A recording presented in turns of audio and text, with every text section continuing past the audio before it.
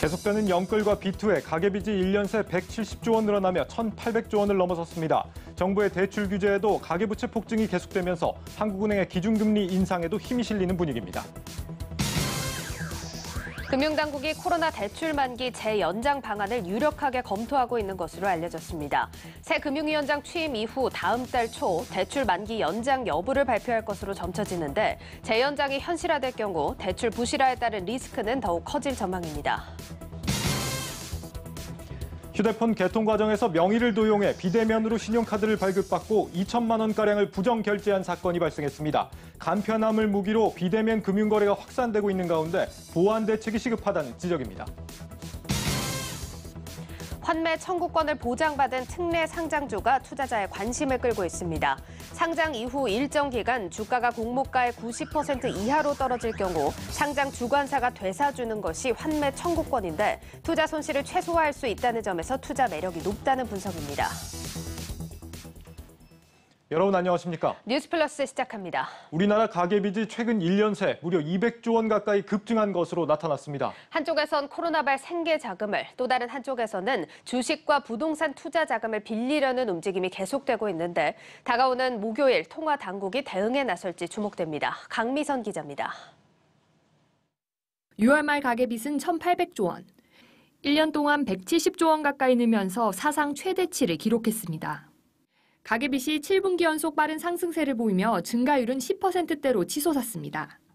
금융당국의 대출 규제와 한국은행의 금리 인상 경고에도 집을 사려는 수요와 주식 투자 열풍이 여전했던 탓입니다. 주택거래, 매매거래 및 전세거래 관련 자금 수요가 유지되고 있었고 그다음에 4월 말에 있었던 그 공모주 청약 관련 그런 자금 수요가 좀 일시적으로 영향을 미친 데다가 그다음에 코로나 상황 지속에 따른 그런 생활자금 수요가 지속됨에 따라서 좀 가계의 신용의 좀 증가폭이 좀 확대된 요인으로 가계 신용 대부분을 차지하는 가계 대출과 판매 신용 모두 분기 기준 최대 증가폭을 기록했습니다. 백신 접종 기대와 온라인 쇼핑 증가로 카드 사용이 늘어난 것도 가계빚 증가를 부채질했습니다. 오는 26일 한국은행 금융통화위원회에서 기준금리 인상이 유력시되는 가운데 한은은 금리 인상을 통해 가계대출 증가 속도 완화를 기대한다고 밝혔습니다. 전문가들은 가계빚이 소득으로 감당이 되는 수준을 넘었고 증가 속도 역시 줄지 않고 있어 금리 인상 가능성이 커졌다고 말합니다. 안 올렸을 때는 금융 완화에 대한 기대가 더 커지면서 가계부채를 통제하기 어렵게 되겠죠. 소득이 그만큼 폭증하는 것도 아닌데 빚이 이렇게 폭증한다는 거는 그만큼 이제 상환 능력 측면에서 보면은 전반적인 질이 떨어지고 있다 이렇게 볼 수 있는 거고요. 한국경제TV 강미선입니다. 부채가 우려되는 건 우리 중소기업과 소상공인들의 경우도 마찬가지입니다. 특히 이 정부가 코로나로 어려움을 겪는 소상공인과 기업들에게 지원해주고 있는 이 대출 만기 연장과 이자 상환 유예를 재연장해주는 문제를 놓고 부실화에 대한 우려감이 커지고 있습니다. 정치경제부 문성필 기자가 이 소식을 들고 왔습니다. 문 기자, 네. 우선 지금 기업들에 대한 이 코로나 금융 지원 원래 이제 다음 달이면 끝이 난다면서요. 네. 이게 지금 재연장이 되는 겁니까? 아직까지 확정된 것은 없습니다. 하지만 현재로서는 금융 지원 연장, 재연장이 아주 유력해 보입니다. 예. 코로나19 4차 대유행으로 사회적 거리두기 4단계 조치가 지금 한 달째 이어지고 있잖아요. 예. 때문에 이 소상공인들의 어려움이 굉장히 커지고 있다. 이런 목소리가 많이 있고요. 특히 여당인 더불어민주당이 이를 당론으로 정하고 정부를 강하게 압박하고 있습니다. 이 더불어민주당의 한 의원은요, 한국경제TV와의 통화에서 코로나 대출 만기 연장 방향으로 정부와의 합의가 8분 능선을 넘었다. 이렇게 이야기를 했습니다. 예. 자, 오는 27일 고승범 신임 금융위원장 인사청문회가 예정되어 있습니다. 인사청문회 이후 고승범 후보가 금융위원장으로 취임을 하면 9월 초쯤 금융지원 재연장 여부를 발표할 것으로 보입니다. 다만 이와 관련해 아직까지는 공식적인 당정 합의는 없습니다. 예, 정치권에서는 재연장을 강하게 밀어붙이고 있고 여기에 대해서 금융당국은 어떻게 반응하고 있죠? 당초 정부는요, 이 부채 규모가 위험 수위에 다다랐다고 판단했기 때문에 코로나19 금융 지원을 재연장하는 것에 대해서는 조금 부정적인 반응이었습니다. 네. 하지만 이 코로나19 확산세가 당분간 이어질 것으로 보이고 대출 만기 연장과 이자 상환 유예를 재연장하는 방안에 지금은 무게가 실리는 모습입니다. 한국경제TV 취재 결과 은행연합회를 통해서 이번 달에 이미 코로나19 금융 지원과 관련한 전반적인 자료를 은행권으로부터 제출을 받았고요. 또 은행별로 연락을 해서 코로나19 금융 지원을 재연장하게 되면 부실률 예상이 얼마나 되는지 등을 확인하고 있습니다. 그러니까 이 금융지원 재연장 시 부실률이 얼마나 되는지를 확인했다. 이게 지금 문 기자가 이번에 새로 취재한 내용인데. 네, 맞습니다.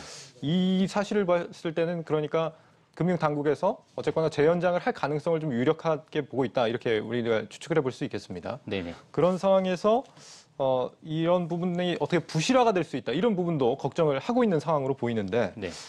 지금 앞서 리포트에서 본 것처럼 이 가계부채의 경우도 지금 좀 위험 수위에 왔다. 이런 분석들이 있습니다. 이런 상황이지만 소상공인과 중소기업들한테도 이 금융지원을 다시 연장하는 것. 어쨌거나 좀 불가피한 상황이다 이거죠. 그렇습니다. 맞습니다. 앞서 또 이야기를 드렸지만 네. 코로나19 4차 대유행으로 소상공인들이 지금 굉장히 어렵습니다. 한 달째 지금 거리두기가 계속 강화되고 있잖아요. 예. 매출이 절반 가까이 줄었다라는 소상공인들이 나올 정도로 굉장히 어려움을 겪고 있고요. 지난해 2월부터 지난 6월 말까지 중소기업 소상공인을 대상으로 한 대출 만기 연장 그리고 이자 상환 유예 금액이 총 204조 4천억 원에 달합니다. 200조 원이 넘네요. 네. 경기가 회복해도 모자를 파네 악화되는 상황에서 이 금융지원까지 종료가 되게 되면 상당수 중소기업과 소상공인 등은 어려움을 겪을 수밖에 없는 상황이 되는 거죠. 그렇군요. 이 소상공인들의 당장의 어려움을 극복할 수 있게 지원하는 건 물론 바람직해 보입니다만 이게 계속될 경우에 우리 금융 시스템 입장에서는 좀 괜찮은 건지 모르겠습니다. 어떻습니까? 아무래도 이제 코로나19 금융 지원이 이미 1년 가까이 지금 지속이 된 상황이고 또 연장을 하게 되면 6개월 더 추가되는 거거든요. 예. 이렇게 장기화되면 이른바 부실화 폭탄의 규모가 커질 수 있습니다. 예. 5대 시중은행에서 이번 달 18일까지 만기가 연장된 대출 잔액은요. 103조 8,270억 원에 달합니다. 지난해 말과 비교하면 76%나 증가했습니다. 통상 은행권에서는 2회 이상 연체한 대출의 40% 정도가 최종 부도가 날 가능성이 높다 이렇게 보고 있는데요.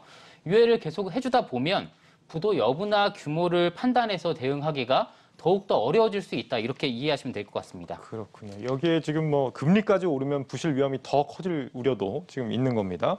부실이 난다는 건 이제 결국 은행이 손실을 떠안아야 한다는 뜻이 되기 때문에 상당히 우려가 되는데 이렇게 이 소상공인들의 부채 외에도 지금 나라빚도 팬데믹 영향을 받고 있는 것으로 보입니다. 내년도 우리 국가 부채가 1,000조 원을 돌파할 것으로 예상이 되고 있다고요? 네, 이야기하신 것처럼 오늘 더불어민주당과 정부가 내년 예산안을 600조 원대로 편성하기로 합의를 했습니다. 예. 올해 두 차례 추경까지 더해지면 전체 예산이 604조 원대에 달합니다. 내년에도 이 기준에 맞추기로 한 건데요. 코로나19 4차 유행 그리고 경기 회복을 지원하기 위해서 내년까지 확장 재정이 필요하다. 이렇게 조금 공감대 형성을 한 겁니다. 예. 방역과 소상공인 손실 보상, 한국판 뉴딜 예산 등이 대거 포함이 됐습니다. 이에 따라 국가 채무도 이야기하신 것처럼 내년에 1,000조 원을 훌쩍 넘을 것으로 확실시되고 있습니다. 국회 예산정책처의 국가 채무 시계에 따르면요. 국가 채무는 931조 3,877억 원, 1인당 나라빚이 1,800만 원에 이릅니다. 이는 2017년인 1,280만 원에서 4년 만에 520만 원 가까이 늘어난 건데요. 예. 국내 총생산 대비 국가 채무 비율도 지난 2018년 35.9%에서 지난해 44% 그리고 현재는 47.2%까지 올랐습니다. 이런 기조가 계속되면 미래 세대에 부담이 될 수 있다. 이런 우려가 계속 나오는 이유입니다. 네. 정치경제부 문성필 기자였습니다. 잘 들었습니다. 네.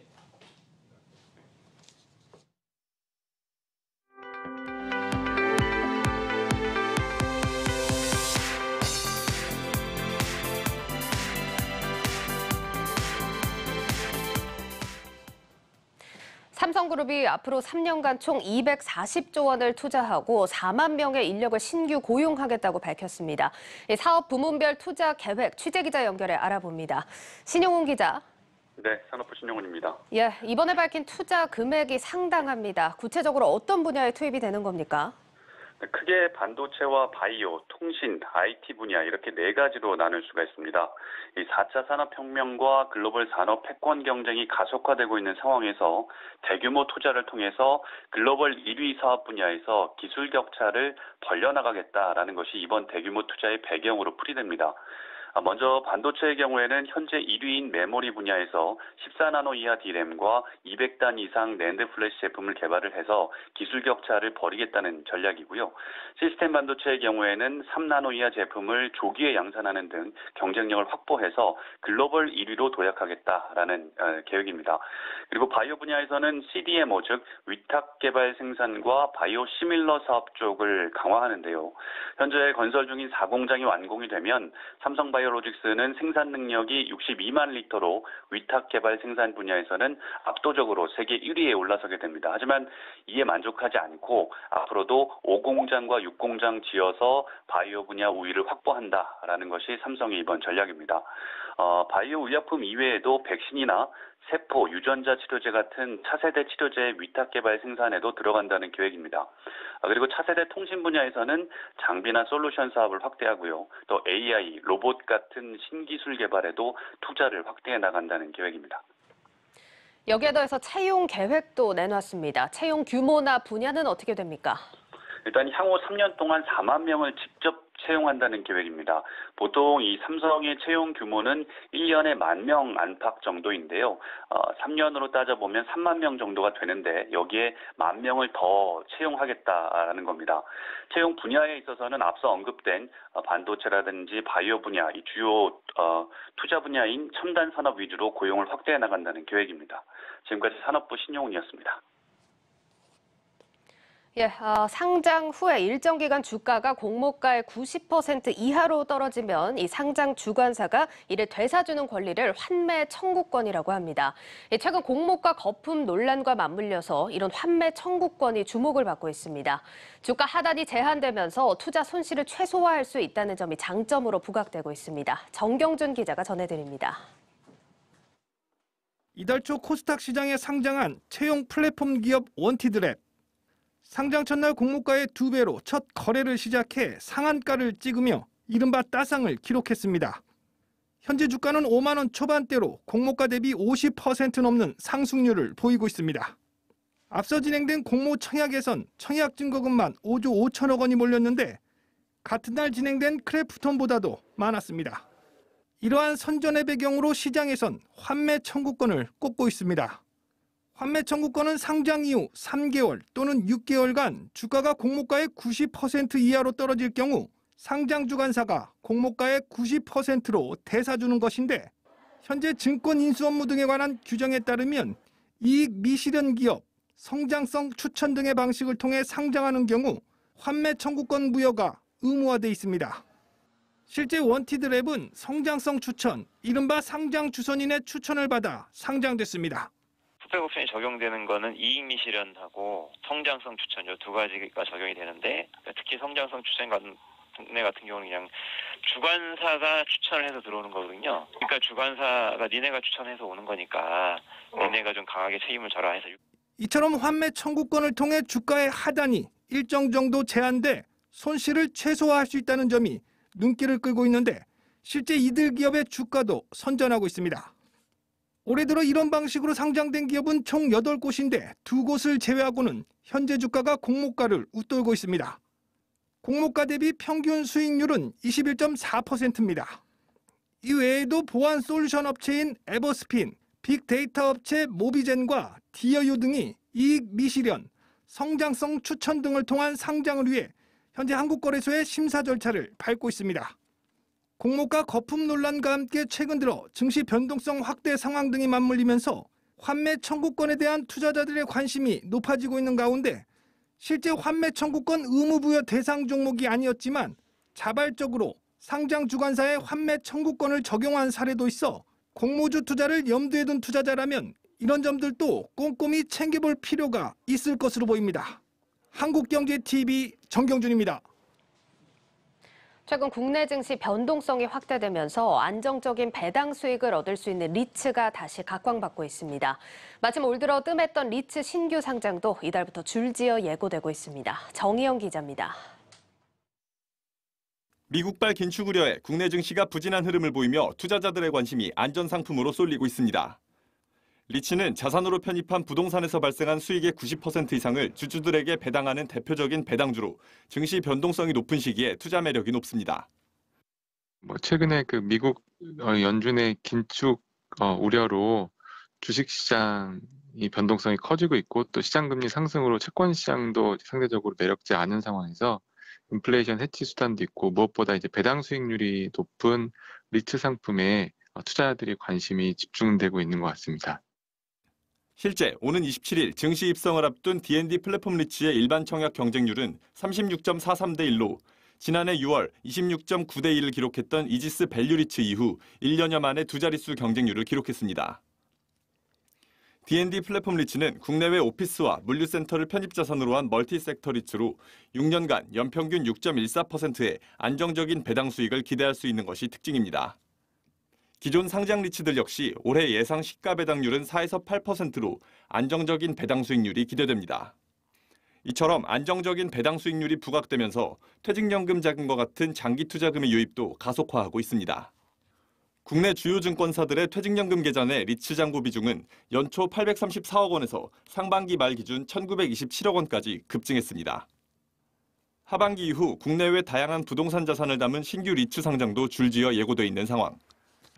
대표적으로 24일 수요 예측을 마친 SK리츠는 내달 초 코스피 시장에 상장될 예정이고 신한서부 T&D 리츠, 미래에셋 글로벌 리츠, NH 오런 리츠, 마스턴 프리미어 제1호 리츠 등도 상장을 앞두고 있습니다. 또 최근 일부 대형 공모주들의 고평가 논란과 달리 최근 상장 일정이 확정된 리츠는 예상 배당 수익률이 기존 상장 리츠 수준인 만큼 적절한 가치를 평가받았다는 설명입니다. D&D 플랫폼 리츠 같은 경우는 5,000원 기준으로 하면 평균 배당 수익률 6%대, SK 리츠는 5%대 배당 수익률이거든요. 상장 리츠에서 그 정도 수익률이면 고평가 논란으로는 번지지 않을 걸로 보여지고요. 아울러 상장 주식과 달리 리츠는 사전에 부동산원으로부터 감정평가를 거치는 만큼 고평가 논란에서 비교적 자유로울 수 있다는 점에서 신규 상장 리츠에 대한 관심 역시 유효하다는 분석도 나옵니다. 다만 리츠의 경우 주가 상승보다는 배당이 주요 수익원인 만큼 투자 시점의 주가에 따라 투자자별로 배당 수익률이 달라질 수 있다는 점은 투자에 앞서 유의할 점으로 꼽힙니다. 한국경제TV 정희영입니다.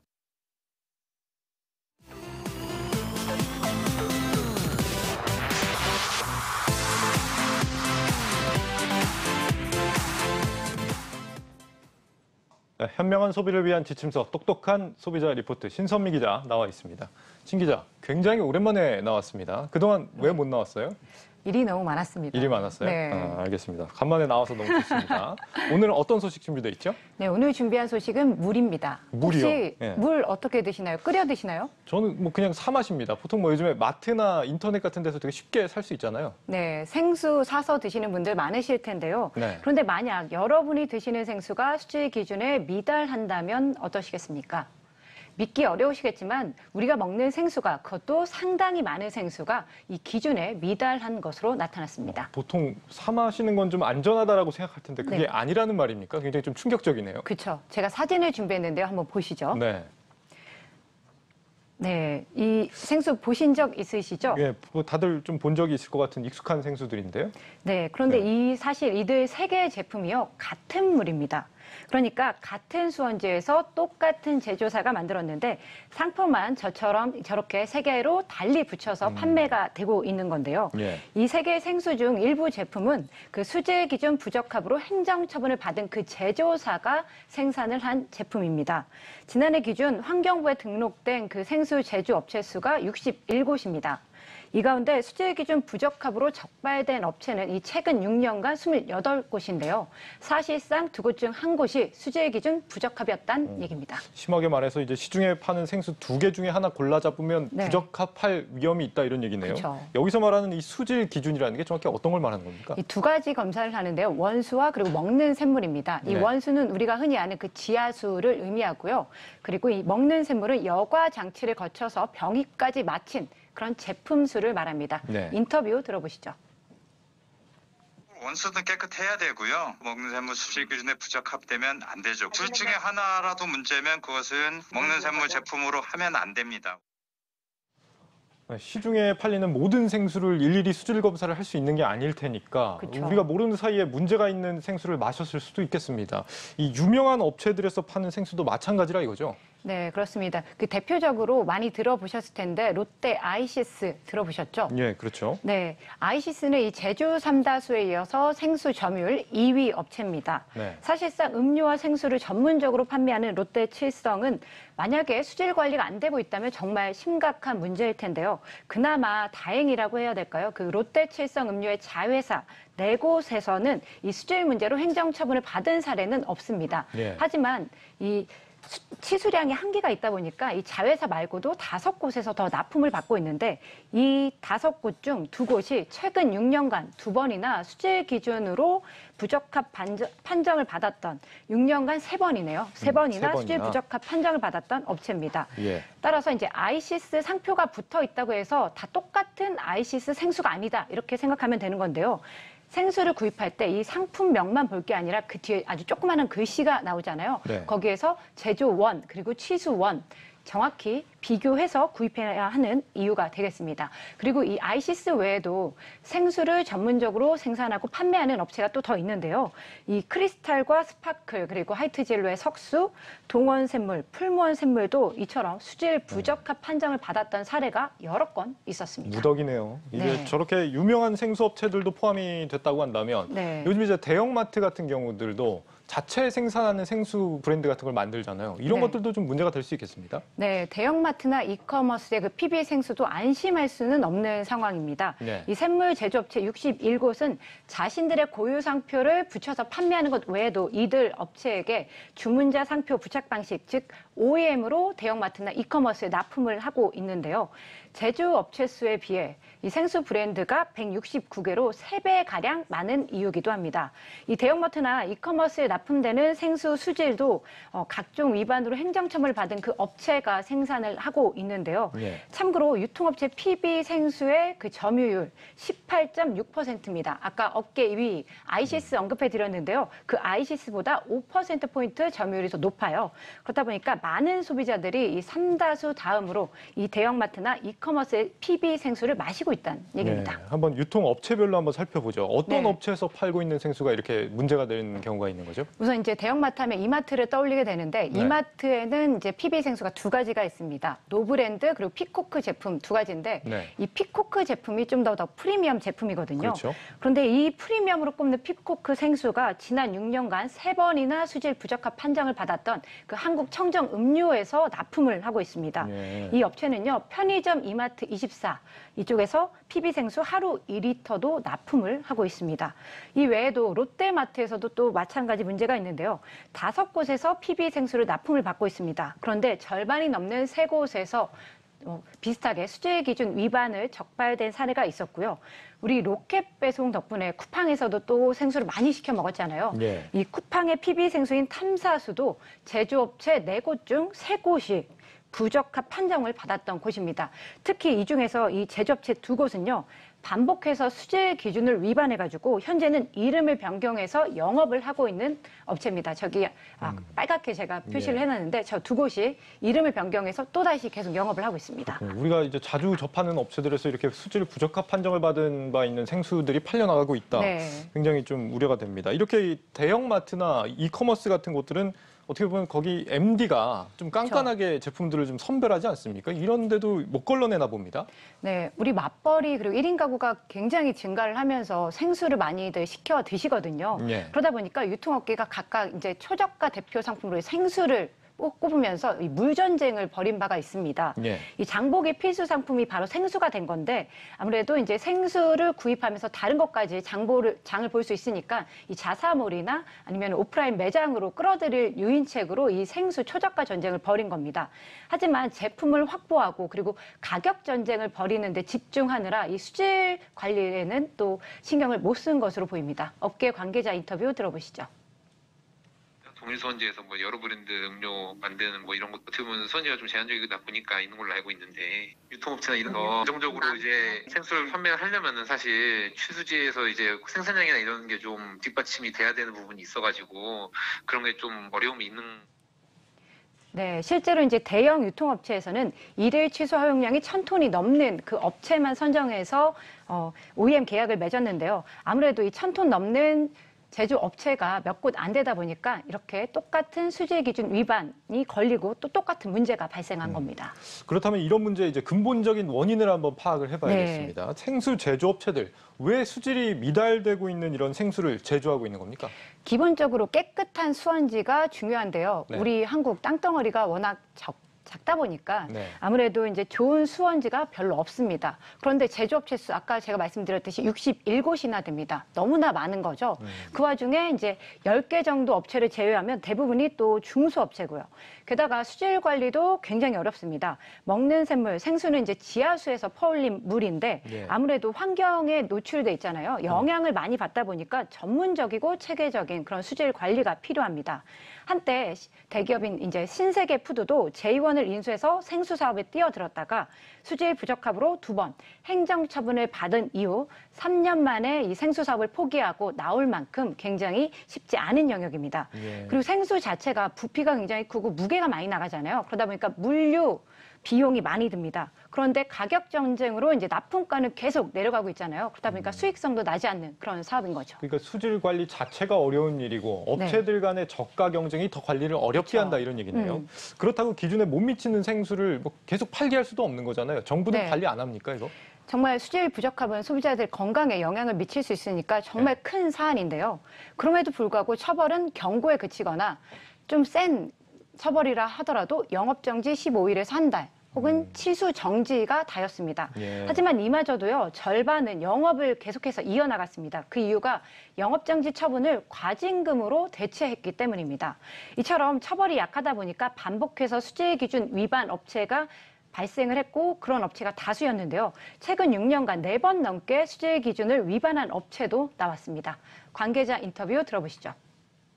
경고나 돈으로 대체하면은 곧바로 물건 지하에서 퍼올려서 팔아먹으면 되거든요. 그러다 보니까 그거 뭐 적발되나 마나요. 적발 하나만 하고 강하게 뭐 정지라 되면은 업체명을 변경을 해버리는 거예요. 뭐 다른 사람 인수해서 뭐 다시 또 영업하니까. 네, 인터뷰에서 보신 것처럼 이렇게 실제로 수차례 수질 부적합 판정을 받은 그 업체가 지금은 이제 이름을 바꿔서 다시 또 영업을 하고 있는 겁니다. 사실상 이제 소비자들을 속이고 판매하고 있는 셈이죠. 지금까지 이제 생수 수질 위반이 이렇게까지 많은 줄은 몰랐습니다. 그동안 이런 문제에 대해서 지적이 별로 없었던 거는 왜 그랬을까요? 사실상 관련 자료를 얻기가 쉽지 않기 때문입니다. 그 행정처분을 받은 제조업체를 공지를 해야 되는데 환경부 홈페이지에 4개월 정도만 올려놓고 4개월이 지나면 모두 다 내리는 식입니다. 그렇다 보니까 어느 업체가 위반 업체인지 파악하기가 어려운데요. 최근 6년간 행정처분을 받은 그 생수 제조업체에 관한 자료도 정보 공개 청구를 통해서 얻을 수 있었습니다. 이렇게 소비자들이 알아야 할 정보임에도 불구하고 오랫동안 공지하는 건 생수업체에게 부담을 주고 또 이중 처벌이 될 수 있다. 이렇게 환경부는 회개한 답변을 내놨는데요. 인터뷰 들어보시죠. 이미 행정처분을 다 받고 있는 상태고 그 후로 이제 수질이 정상으로 되면 정상 가동할 수 있도록 하고 있기 때문에 이미 처벌을 받았는데 거기에 대해 계속적으로 그것을 공개를 하고 하면 이중적으로 부담을 갈 가능성이 있다. 그렇게 판단을 한 거죠. 네, 뿐만 아니라 지금 공지 내용을 보면요. 해당 제조업체명 그리고 행정처분 이유만 나와 있고요. 어떤 상표를 붙이고 판매가 되고 있는지 나와 있지 않습니다. 따라서 지금 상황에서는 소비자들이 4개월에 한 번씩 환경부 홈페이지에 들어가서 어떤 제조업체가 행정처분을 받았는지 확인을 해야 되고요. 여기에서 또 이 업체들이 대형마트 PB 생수 혹은 납품을 하고 있는지까지 일일이 비교해서 확인해야만 가능한 상황입니다. 한마디로 공지를 하긴 하는데 소비자가 잘 알 수 없는 방식으로 공지를 하고 있다 이런 겁니다. 앞으로 그렇다면 어떻게 좀 바뀌어야 될까요? 아무래도 국민들이 생수를 안심하고 마실 수 있도록 그 샘물 관리에 좀 강력한 제도 개선이 필요한 상황인데요. 우선 제조업체의 위반 및 행정처분에 대해서 공개할 수 있도록 법령을 좀 바꿔야 될 것 같고요. 수질 기준 위반으로 계속해서 지속해서 적발될 경우에는 이 대형마트나 이커머스 같은 큰 기업에 납품하기 어렵게 좀 법령이 바뀌는 게 필요할 것 같습니다. 하지만 또 우리 생각만큼 이런 개선이 빨리 이루어지지 않겠죠. 그러니까 소비자들은 생수를 구매하기 앞서서 꼭 제조원, 취수원까지 꼼꼼히 비교해서 구매하는 습관을 기르셔야겠습니다. 알겠습니다. 똑똑한 소비자 리포트 신선미 기자였습니다. 잘 들었습니다.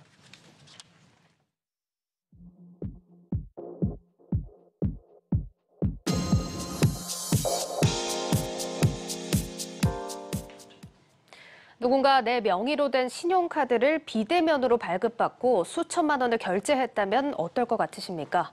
최근 비대면 금융거래가 간소화되는 상황을 틈타 이런 범죄들이 발생하고 있는 것으로 알려져 우려를 키우고 있습니다. 장슬기 기자의 단독 보도입니다. 최근 알뜰폰을 개통한 김 씨. 얼마 지나지 않아 본인의 명의로 3개의 휴대폰이 추가로 개통되고 4장의 신용카드까지 발급된 사실을 알게 됐습니다. 김 씨의 정보를 입수한 대리점 직원들이 김 씨의 명의로 휴대폰을 개통한 후 비대면 신청을 통해 신용카드를 발급한 겁니다. 사실상 비대면 거래에서 공인 인증서 역할을 하는 휴대폰이 본인 확인을 대신한 셈입니다. 이 과정에서 KB국민카드와 롯데카드는 회사 주소 등 개인정보가 정확하지 않다는 이유로 발급이 거절됐지만 신한카드와 삼성카드에서는 각 2장씩 카드가 발급됐습니다. 물론 제 신원을 확인했는지 모르겠지만 휴대폰 인증만 가지고 확인했다라고 저는 얘기를 들었거든요. 요번에 그 휴대폰이 그 어떤 유출된 정보가 지금 만들어진 케이스가 굉장히 많다고 들었는데 그 사람들이 모두 카드를 만들려고 들면 다 만들 수 있게 되는 거죠. 일당들은 김 씨의 명의로 발급한 신용카드로 약 2천만 원어치의 휴대폰을 추가로 구입한 것으로 드러났습니다. 2천만 원의 채무를 고스란히 얻게 된 김 씨는 현재 경찰에 수사 요청을 하고 금융감독원에 민원을 제기한 상태입니다. 2015년 6.3%에 불과했던 카드 온라인 발급 비중은 지난해 37%까지 확대되는 등 빠른 속도로 늘고 있습니다. 아울러 코로나19 영향으로 온라인 발급이 급증하면서 카드사들도 편의성을 위해 발급 절차를 간소화하고 온라인 전용 카드를 잇따라 출시하기도 했지만 결국 본인 확인 과정에서 허점이 드러난 겁니다. 특히 신한카드는 이미 지난 2017년 본인 확인을 제대로 거치지 않은 상태로 카드를 발급하다 금융당국으로부터 제재를 받은 바 있습니다. 사전적이나 사후적으로 어떤 절차들이 필요할 것 같아요. 사전적으로는 금융회사들이 이 사람의 정보가 맞는지에 대한 체크를 조금 더 자세하게 할 필요가 있고요. 사후적으로는 당장 이건 사기 사건이거든요. 거기에 대한 처벌을 강화할 수 있는 부분들을 찾아야 되겠죠. 간편함을 무기로 등장한 비대면 금융거래. 익숙해진 간편함이 자칫 큰 피해로 돌아올 수 있는 만큼 추가적인 대책 마련이 시급하다는 지적입니다. 한국경제TV 장슬기입니다.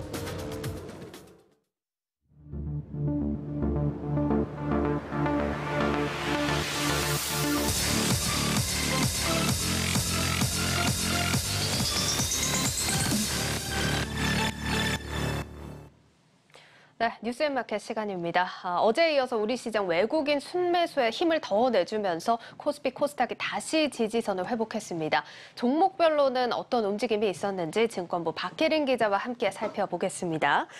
예, 박 기자 오늘 먼저 어떤 종목 다뤄볼까요? 네, 오늘은 많은 분들이 아마 염려하고 계실 것 같은 HMM을 다뤄보도록 하겠습니다. 예, HMM 저도 궁금했습니다. 네. 오늘 주가가 올랐지만 파업 소식이 전해지지 않았습니까? 네, 맞습니다. 어제 HMM 해상 노조가 파업을 결정했습니다. 노조에 따르면 쟁의행위 찬반 투표에 참여한 434명 중 400명이 파업에 찬성표를 던졌습니다. 해상 노조 위원장은 선원들은 노예가 아니라 사람이라며 25일 단체 사직서를 낼 예정이라고 밝혔습니다.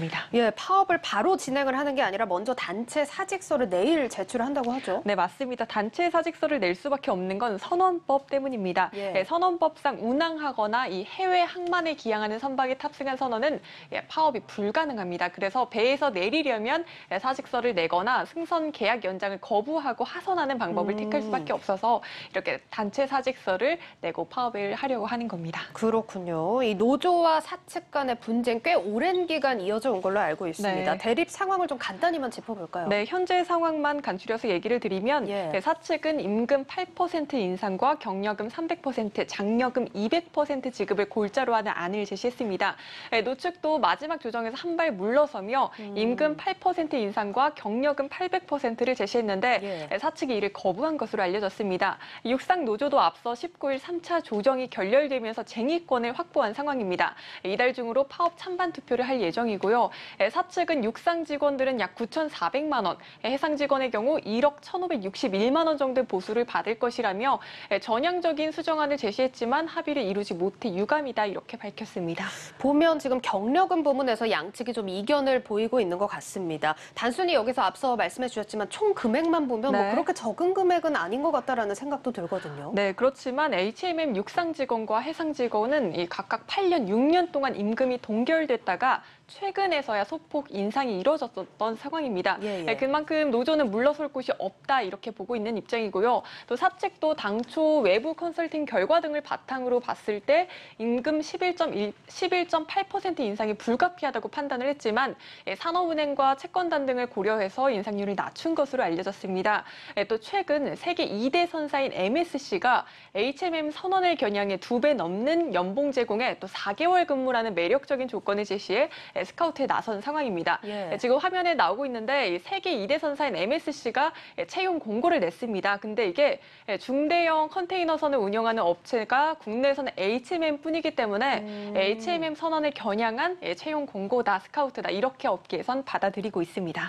보면 경력자만 지원 가능 이렇게 또 써 있는 모습입니다. 이게 단순히 임금 인상이 중요한 게 아니라 인력 유출까지도 이어질 수 있는 상황이기 때문에 많은 분들이 주목을 하고 계십니다. 자, 단순히 보더라도 HMM이 파업을 그대로 진행하면 피해 규모가 어마어마할 것 같은데요. 네, 맞습니다. HMM 해상노조가 단체 사직이나 파업을 할 경우 수출 물류대란은 불가피할 전망입니다. HMM은 약 70척의 컨테이너선과 30척의 벌크선을 운영하고 있습니다.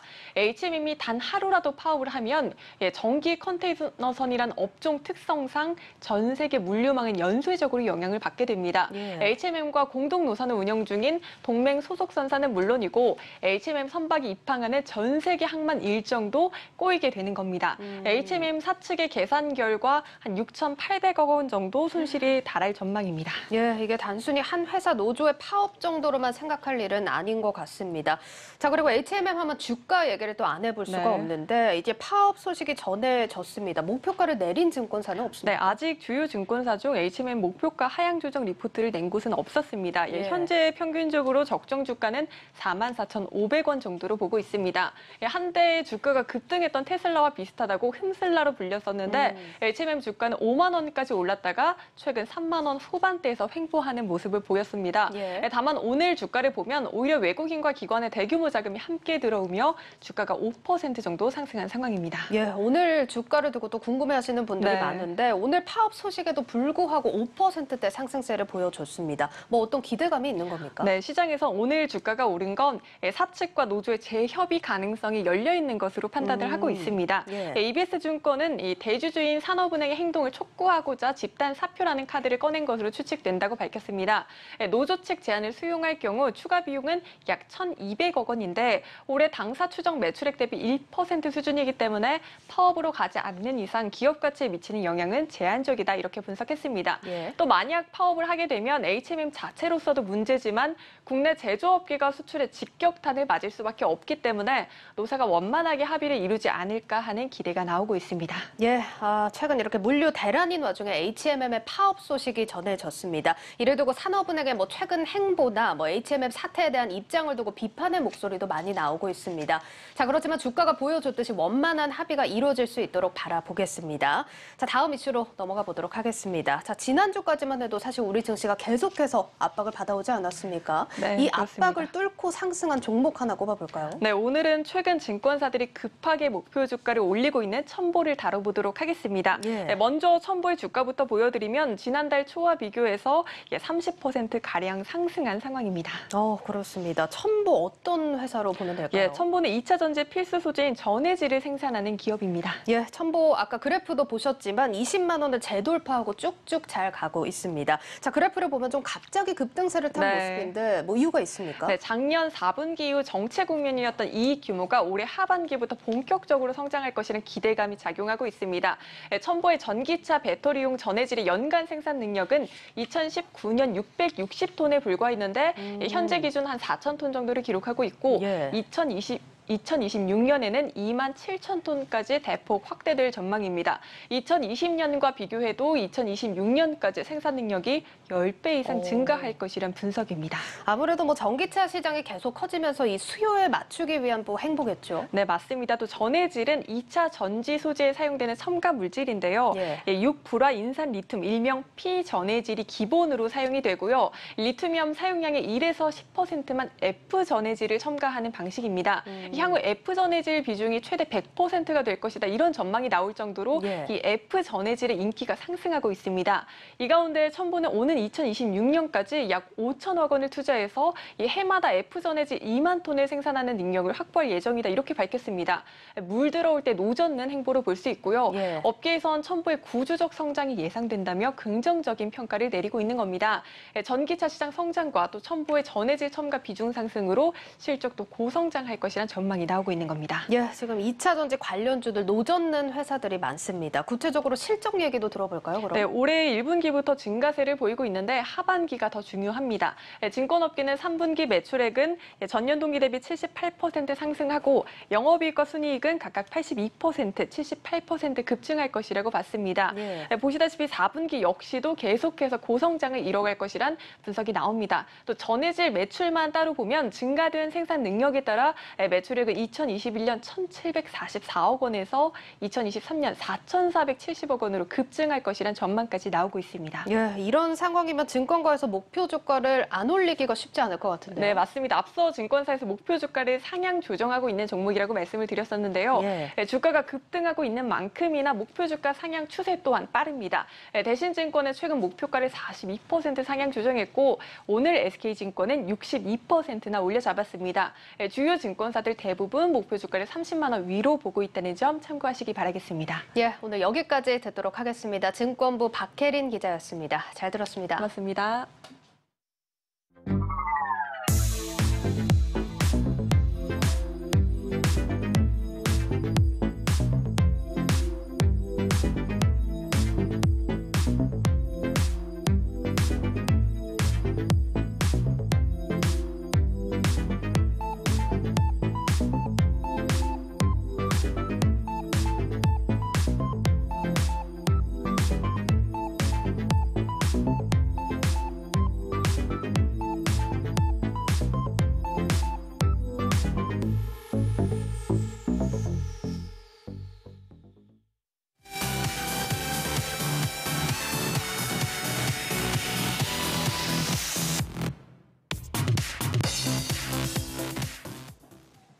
네, 플러스픽 이지우 기자와 함께하겠습니다.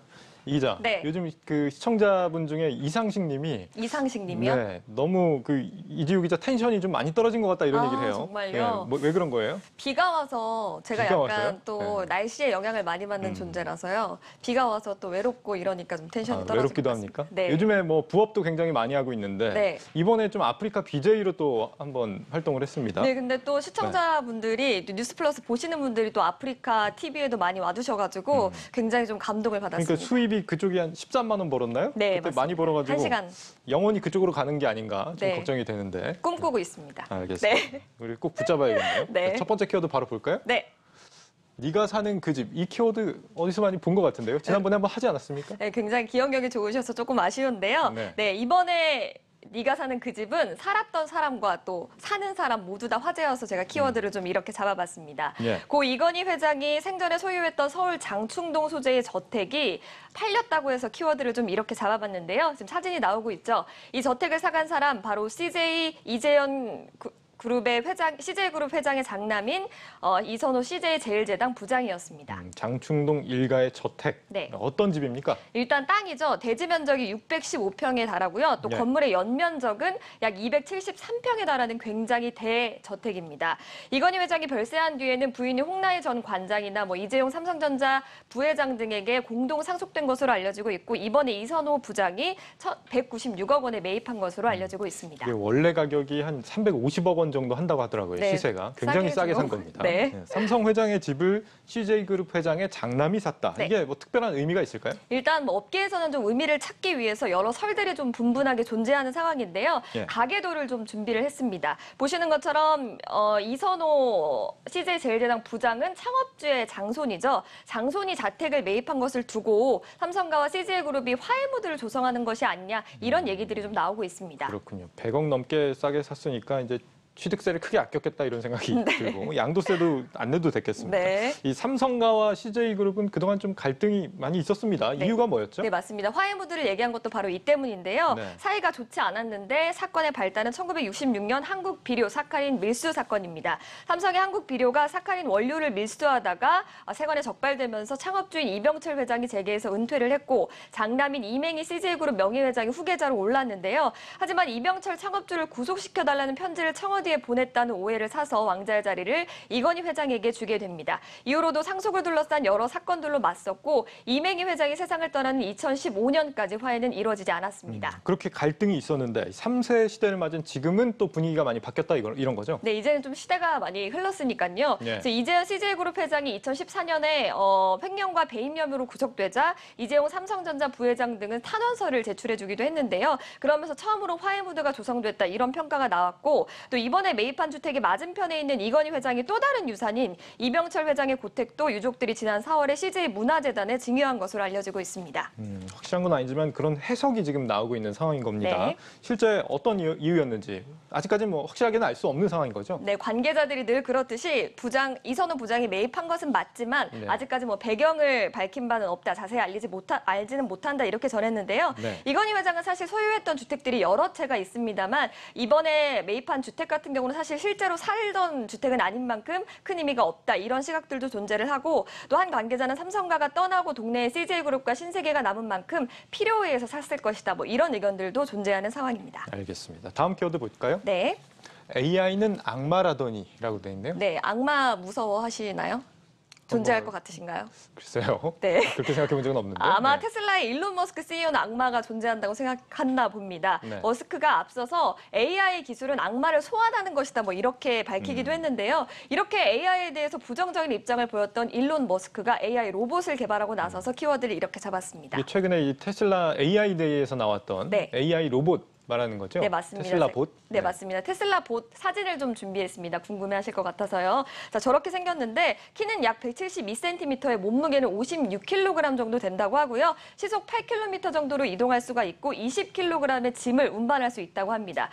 일론 머스크는 이를 공개하면서 인간의 반복적인 유체 노동에서 해방시켜줄 것이다 이렇게 말하면서 개발을 이어가서 내년쯤에 시제품을 발표할 계획이다 이렇게 밝혔습니다. 그런데 여기에 대해서 좀 회의적인 시각도 나오고 있다면서요? 네, 언론들이 좀 회의적인 시각을 내보내고 있는데요. 더 버진은 테슬라 봇에 대해서 일론 머스크의 화려한 말장난이다 이렇게 밝혔고요. 예. 또 CNBC는 머스크가 그동안 관심을 끌기 위해 해왔던 쇼맨십의 한 예다 이렇게 밝히기도 했습니다. 뭐 실제로 신제품을 내놓겠다고 하면서 무슨 데이 이렇게 개최를 했지만 실제로 신제품이 나온 적은 없었거든요. 그래서 이제 AI 데이 이후로 다음 날 테슬라의 주가가 1% 정도밖에 상승하지 않는 모습을 보였습니다. 시장 기대감은 상당히 좀 낮은 편이긴 한데 네. 지금 뭐 테슬라 말고도 사실 유명한 기업들이 이렇게 AI 로봇 분야에서 여러 좀 진출하고 있는 상황 아닌가요? 네, 맞습니다. 현대차 그룹도 지난 6월에 보스턴 다이내믹스를 인수하면서 로봇 사업에 진출했고요. 예. 또 일본 소니도 자율주행 전기차를 선보이기도 했습니다. 뭐 지금은 활용 범위가 좁지만 소프트뱅크의 페퍼 같은 AI 로봇들도 있었는데 소프트뱅크는 상품성이 낮다는 이유로 페퍼 생산을 중단했다고 합니다. 그런데 테슬라 같은 제조업체가 이렇게 AI 로봇의 개발에 나서면서 시장에 활력을 불어넣을 수 있다. 이런 기대감도 나오는 상황입니다. 앞으로 이 분야가 좀 새로운 먹거리가 될 것 같은데. 네. 그런데 우리나라가 이 AI 산업에서 주도권을 잡을 것이다. 이런 전망이 나왔다고요? 네, 오늘 한 언론과의 인터뷰가 있었죠. AI 구루로 불리는 리카이프 창신공장 회장 겸 CEO인데요.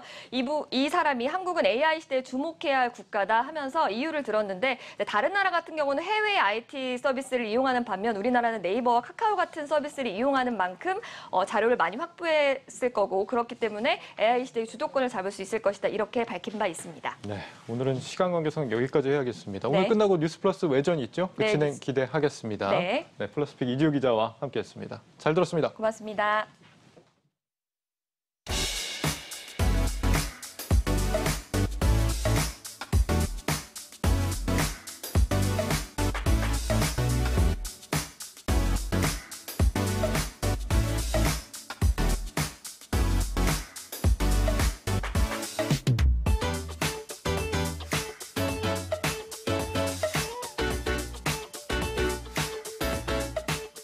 뉴스플러스를 마치겠습니다. 네, 이어서 뉴스플러스 외전이 방송되는 만큼 많은 시청 바라겠습니다. 고맙습니다.